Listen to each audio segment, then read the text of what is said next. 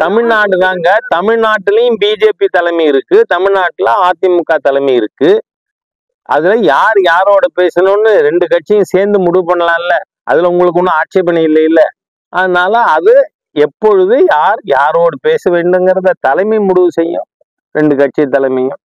அதுல நமக்கு என்ன பிரச்சனை வந்தது? இப்ப அவங்க முடிவு பண்ணி இன்னும் செய்யுங்க ராஜான்னா செய்ய போறேன், அவ்வளவுதானே.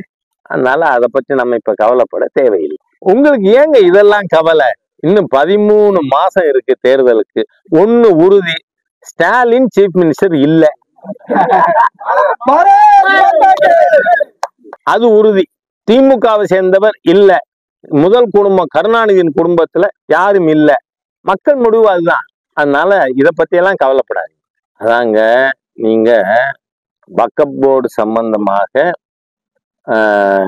இந்த அமெண்ட்மெண்ட் ஆக்ட் வரும் பொழுது மாண்புமிகு சிறுபான்மை நலத்துறை அமைச்சர் திரு கிரண் ரிஜிஜு அவர்கள் தமிழகத்தில் திருச்சியில் திருச்செந்துறையில் இருக்கின்ற 1200 ஆண்டுகள் பழமையான ஹிந்து கோவில வக்ஃப் போர்டு தங்குது அப்படின்னு கிளைம் பண்ணியிருக்காங்கன்னு சொன்னாரா? அத இப்ப இந்த பார்லிமெண்ட்ல ராஜ்யசபாவில் இது பற்றி அதன் மீது பேசும்பொழுது மாண்புமிகு உள்துறை அமைச்சர் அவர்களும் தமிழகத்தினுடைய கோவிலை ரெஃபர் பண்ணியிருக்காங்க.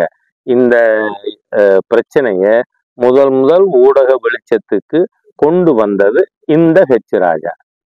ஏன்னா 2022லயே நான் திருச்செந்துறைக்கு போய் இத நேஷனல் மீடியாவுக்கு முன்னாடி எப்படி பராந்தக சோழன் கட்டின கோவில், பராந்தக சோழன் காரை கோவிலா கட்டுறாரு, அதற்கு பிறகு குந்தவை நாச்சியார் கற்கோவிலா கட்டுறாங்க.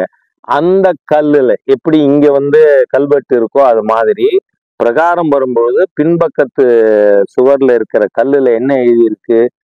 இந்த கோவில் மதில் சுவரிலிருந்து அந்தநல்லூர் கால்வாய் வரை இருக்கின்ற நிலம் இந்த சந்திரசேகர சுவாமிக்கு சொந்தம்னு இருக்கு. ஆனா அதை இவங்க வக்ஃப் போர்டுங்கிறாங்க. அதனால இவங்க அது மாத்திரம் இல்லை, நாம இந்த அமெண்ட்மெண்ட் ஆக்ட்லயே என்ன சொல்லியிருக்கோம், 12,40,000 ஏக்கர் வக்ஃப் போர்டு கீழே இருக்கு, சொத்துக்கள் இருக்குன்னு. ஆனா ஒரு ஆர்ஃபன் சைல்டுக்காவது, ஒரு விடோவுக்காவது, ஒரு வறுமை கோட்டு கீழே இருக்கிற குடும்பத்துக்காவது இந்த வக்ஃப் போர்டு சொத்துக்கள் பலன் அளிக்குமாறு நடவடிக்கை உண்டா? இந்த கேள்விக்கு பதில் நில். அதனாலதான் இதுல 2 பேர் மெம்பர் மகளிர் இருக்கணும், இது இந்த மாதிரியா நிர்வகிக்கணும்னு சொல்லி இருக்கு. அது உச்ச நீதிமன்றத்தில் ஃபைனாலிட்டி வரட்டும், வந்ததுக்கு அப்புறம் நம்ம அதை பற்றி நடவடிக்கை எடுக்கலாம். ஆனால் இந்த மாதிரியாக வக்ஃப் போர்டின் பெயரால் பல கோவில் நிலங்கள், கோவில்களே அபகரிக்கப்பட்டு மிஸ்யூஸ் ஆகிக்கிட்டு இருக்கு.